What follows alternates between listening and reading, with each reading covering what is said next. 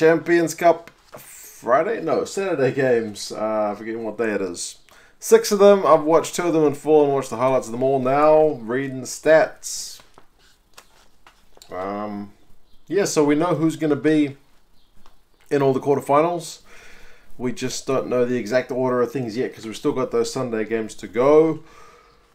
But yeah, for these games, there were some low-scoring ones and some high-scoring ones, but all kind of had their own things. If your hearts are still in working order, then good, because there was certainly some tension in the games I watched. Start with the first one. Saracens getting a win over Glasgow. From what I've seen, highlights as it was, seems like a bit of a game of two halves. I mean, 1, 2, 3, 4, 5. 5 tries for Saracens, 3 tries for Glasgow, so you got 8 tries. And yeah, pretty good game. 4 lead changes is what I was going to say. Momentarily mind blank. So Spencer, Koch, Billy Vunipola, Itoje, and Skelton for Saracens. Seymour, Price, and Wilson for Glasgow. Key points here, I think, are the times. All those Glasgow ones, 9 minutes, 13 minutes, 20 minutes, all in the first half. And then that was pretty much them. Whereas Saracens, 7, 17, and 29, all in the first half too. And then there's a bit of a gap until 69, Itoje, and 80, Skelton, to really blow things out a bit. I think that last try from Glasgow was just kind of them throwing the dice. It didn't really make a difference anyway. And they ended up paying the price for that one. But yeah, man, it seems to be a pretty exciting game. Like I said, four lead changes is an exciting game, even if the second half kind of went slightly more towards Saracens' way. There were certainly kind of some good skills, like Price's little run for Glasgow's try after a mini charge down. It was smart play. That maul from Saracens, where they just pretty much put half their team, more than half because half was the forwards and backs. A couple of backs not in the maul, but pretty much the entire team into the maul, and Koch went over for his try. It's you know, we don't always see that kind of play. It's a bit of a risk reward one, because if the team turns it over, then you've got nobody left in your back line. But hey, it worked, and they got a try. Wilson's try came from a big looping pass. I think the first one did as well. It was somebody, I forget who passed it to Hogg, and then Hogg on to Seymour. Those big cutout passes were getting some pay. And man, Billy Vunipola from the back of that scrum is just a monster of a man, and he showed that in this game as well. So yeah, pretty entertaining stuff. It's nice to see Will Skelton going down the wing for a try as well. But yeah, 38 points to 19, pretty comfortable in the end. I mean, final stats: Saracens more possession, 54%. More run meters, 506 to 399. Missed tackles, 24 for Saracens, 34 for Glasgow, 33, sorry. So Dave Rennie won't be too happy about that. And also a key point, turnovers won 9 to 4 in Saracens' favour. So it seems like when Glasgow were building phases at times, Saracens just able to get the ball off them. Tompkins for Saracens had 8 defenders beaten, which is a pretty good effort. For Glasgow, it was Fasaro, who had 18 tackles, but also 5 missed tackles and a turnover. So high tackling rate, but also a few missed, and it seems to be the story of the entire team. So yeah, good effort, good game. Saracens undefeated, pretty much a flawless run. They top the log of everybody, so they'll be at home for as long as they can stay in the comp, until if they go to a final. That'll be Newcastle from memory, but yeah, top of the log, so interesting stuff. The next one, Cardiff up against Lyon, and a bit of a dead rubber, 33 points to 14, so a similar scoreline to that first one. Again, I haven't seen this one, only the highlights, but again, high scoring match. Summerhill 2 for Cardiff. Lane, Thomas Williams, I've forgotten the S on his name, and Jones for Cardiff, and a penalty try, and Minogue for Lyon. So again, a whole heap of tries. 3 lead changes, I think, in this one. So Lewis Jones it was, I forgot his first name. But yeah, 33 points to 14. It's a, I mean, what was the halftime score? Halftime was 14 points to 12. So Cardiff going in at halftime down, managed to come back and put on some points. It's kind of speaks well to their team's mentality in a game that means nothing, going in behind and still able to get the job done. It was good. That scrum that got the penalty try though for Lyon was pretty brutal, and I didn't see it again because it was the highlights, and they only showed apparently the third one. The commentators mentioned after the penalty try that it was the third scrum. Yeah, they pretty much just got lifted up and shunted back, so pretty brutal, pretty brutal. Summerhill's first try came from a Millard line break. That was pretty nice looking stuff. Thomas Williams offloaded to Owen Lane for his try. It was I mean, what is Thomas Williams' stats for this one? 58 run meters, 5 defenders beaten, 2 clean breaks, a try and a try assist. He had a magnificent evening. Ooh, there's a baby crying. My wife's gonna get her. Cool stuff. But yeah, Navidi had a line break as well and set up a try. So yeah, he set up Thomas Williams. So it was all, whoa. Let me just check on the baby. 2-6. And we're back. Baby is all good. Maybe crying that Lyon lost, but realistically, Lyon 6 games, no points. Yeah, that doesn't speak well to their campaign, man. It was pretty bad stuff. From the games I saw from Cardiff, at least, even though they didn't make it through, there were moments where they would just show some brilliance and cut teams to bits. They seem to, I mentioned it in the last bit as well, be able to spread the ball wide really quickly, and teams struggle to keep up with that when they can execute it. So they did have a yellow card at the end, but they still managed to hold out. Yeah, 33-14. Final stats. Cardiff more possession, 53%. More run meters, 538 to 342, so pretty dominant in that area. I mentioned Thomas Williams, pretty slick looking stats. Liam Gill had the most tackles of the game for Lyon, 13 out of 14 and a turnover. And but Navidi also put in a good effort, 11 tackles for him and 2 turnovers. So going into Six Nations, it is good to see a guy like that performing pretty well. The next one, Leicester hosting Ulster. This one I did watch at 4 odd in the morning. It was a much lower scoring game compared to those previous two. But yeah, the tension was pretty thick throughout this one. Ford opened us up with a penalty, and Tamua got a try 39th minute, and that was it the only points in the first half? Yeah, it was 10-0 at half time. So Ulster not in a good position at half time. And I mean, that first penalty came after like 31 minutes. So it was half an hour with no scoring, and then that try just before half time. So it was a pretty quiet half in terms of points, but I mean, it was pretty helter-skelter at times. And Leicester were really piling numbers into the breakdown, making things pretty miserable. But it was pretty energy-sapping stuff, I would imagine. Both sides had errors and were kind of unable to build phases for long periods. Unfortunately, one of my favourite players, ever since he was in Super Rugby and now with Ulster, Marcel Coetzee, he went off injured, I think, before the half an hour mark. So we'll have to wait and see on his fitness. But he's a guy who does struggle with his fitness, and it's always disappointing to see him when he goes off. But yeah, second half is kind of where we got some more of the scoring. The 59th minute, there was a maul try from Moore. And then not long after that, Billy Burns chipped over and Balakoon went in for his try. He did really well to make sure he put under the sticks as well. Like, he put the hammer down and made sure he went right around. It wasn't without slight risk, I suppose, but he, by not easing up when he went over the line, was able to kind of comfortably canter in. But yeah, that allowed them to put it 13-14.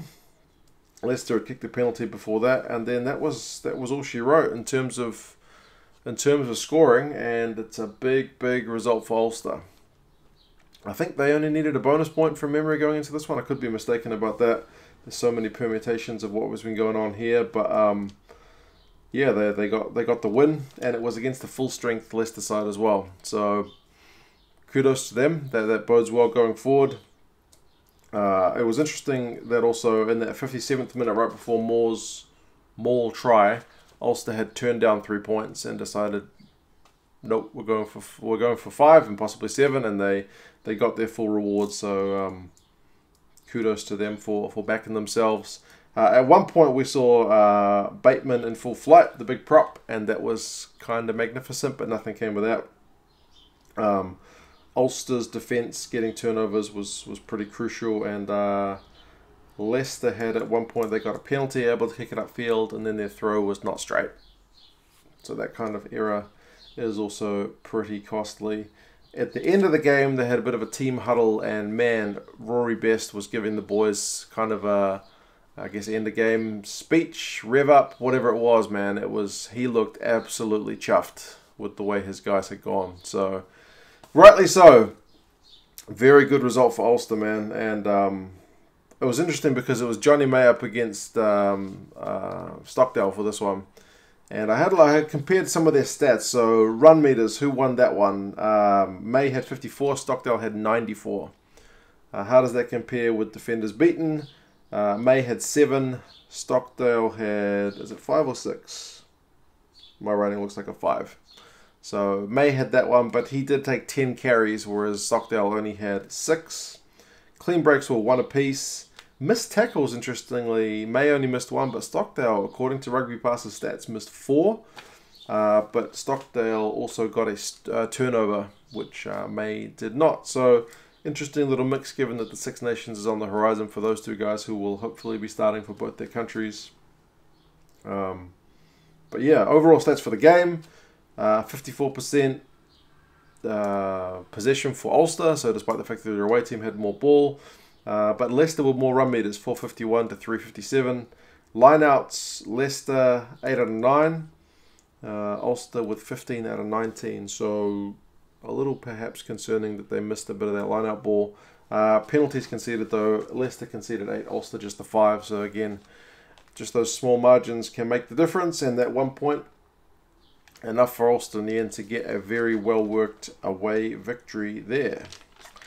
The next one, Racing 92 against Scarlets. Haven't seen that one in full. They kept mentioning it during the Ulster game that a try has been scored, a try has been scored, a try has been scored, and that's because there were a lot of tries scored in that one. For Racing 92, it was Imhoff, Chauvencey, Zebo got a couple, Vakatawa got 1, and then Ribarin got 1. For Scarlets, it was Evans with 1 and McNichol with 2. 4 lead changes, despite the fact that the scoreline is fairly comfortably in Racing's favour. Scarlets win in front with a penalty. Imhoff got a try. And then Scarlets got another penalty. Evans got his try from a Davis pass. And then Chauvencey got his try. Machino got a penalty. So it was a lot of scoring a lot of the time, especially in that first half early. And then, just never really let up. It just kept going throughout the whole game.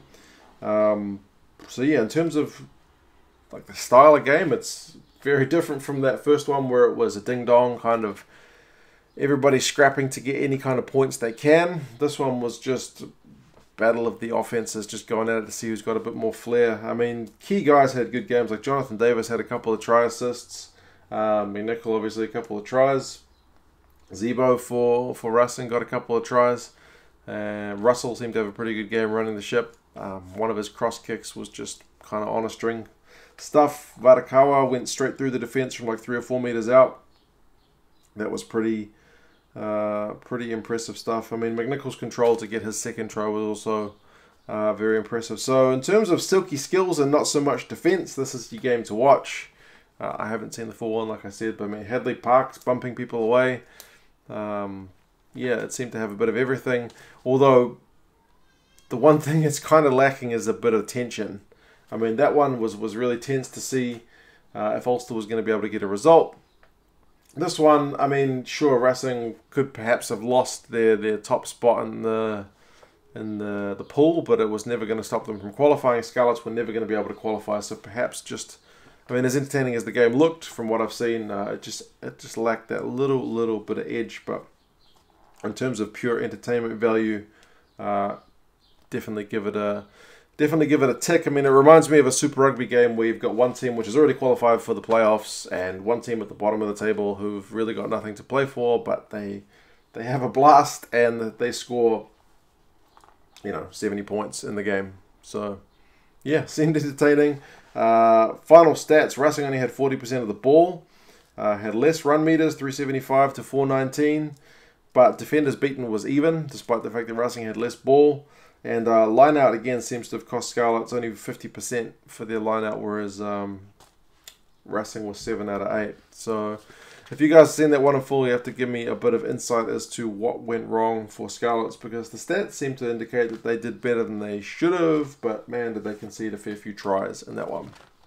But like some of the other games, it was very much a game of two halves, because Scarlets went in with a lead of 16 points to 15, and then shipped a fair few in the second half. But yep, entertaining stuff if nothing else. The next one, my pages are all out of order. Gloucester getting done over by Castra right at the death. Again, I've only seen the highlights, but for Castra, VAL, 40th and 50-minute tries, Batel, 71, and Vaipulu right on, it was 82 minutes, I think they scored that one for them. Trinder Velicott and Williams for Gloucester. They went out to a pretty early lead, did Gloucester. Trinder got his try super quick, and then after about 20 minutes, it was 14-0.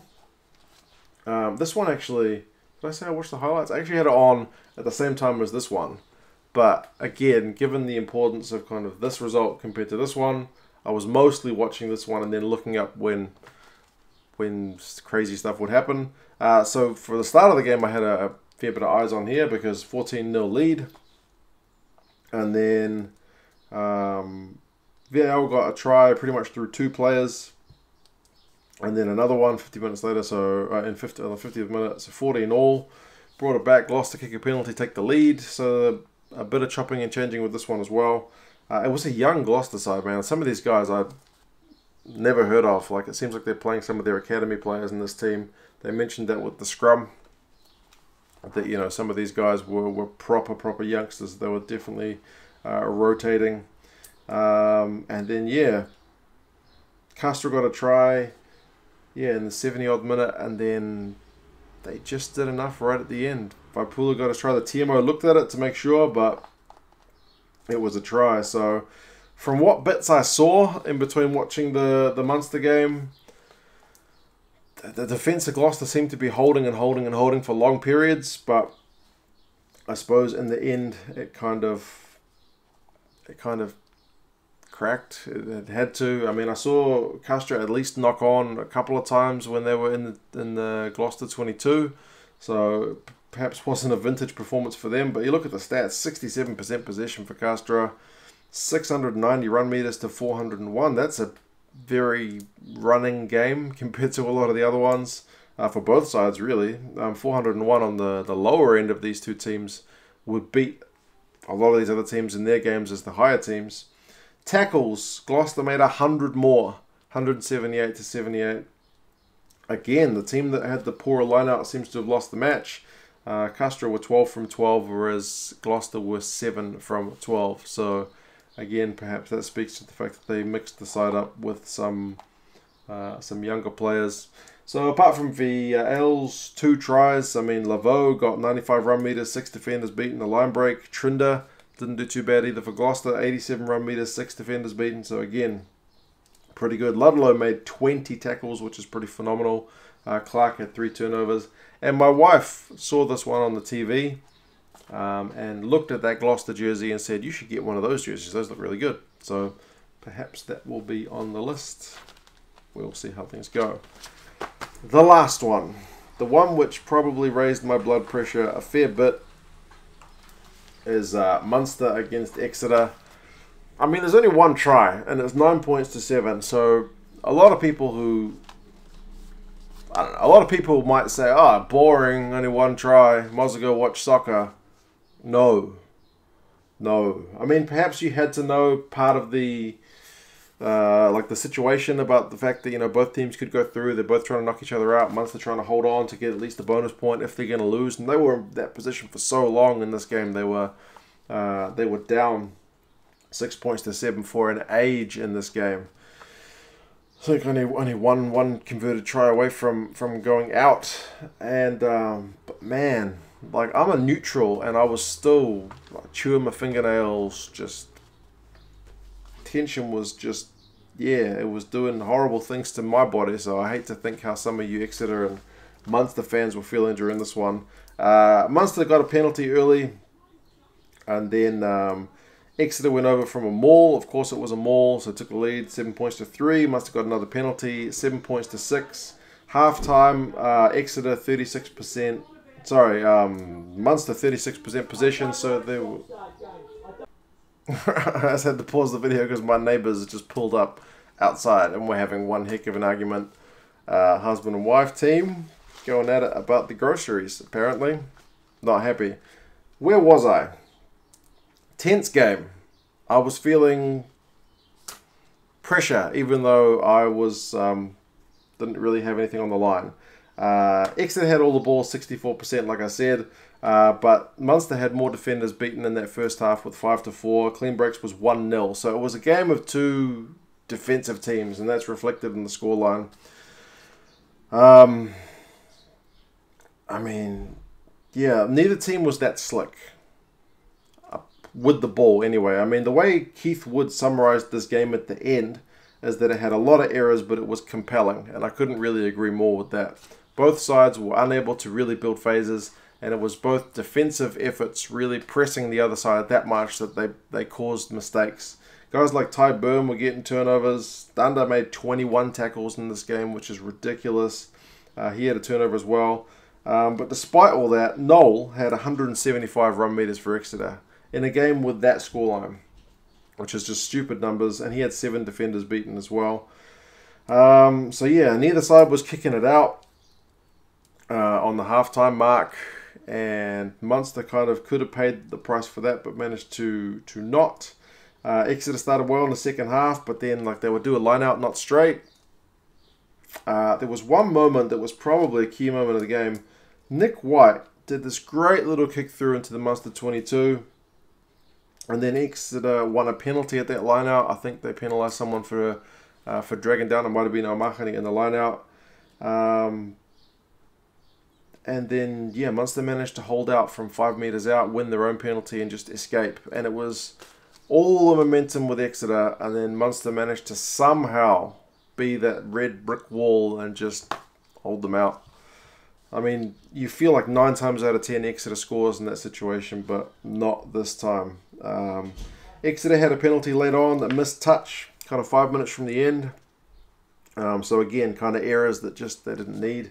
And yeah, Carberry slotted not an easy penalty, not the hardest one he'll ever kick, but given the pressure of that situation, a pretty ice cold. I tweeted ice cold, like he was the Iceman. Just kicked it, never looked like missing. So yeah, his kicking recently has just been on absolute top form. So yeah, like I'll quote Keith Wood, man, compelling game. I was, yeah, pretty relieved at the final whistle, because yeah, it was just such a tense one. So congratulations to Munster, you guys are through. I think there's still a decision. Well, we'll still have to wait the final results from the Sunday games to see the final order. But either way, the 3 Irish teams and the 2 Scottish teams have done really well. So I guess that speaks to kind of the strength of the Pro 14 at the minute. And yeah, going into Six Nations makes things a bit more spicy as well. So yeah, you guys will have to let me know your thoughts on these games. Which ones you guys have seen, what do you think the results are going to do potentially with quarterfinals, all that good stuff. You guys let me know your thoughts, and I will talk to you again soon. See you later.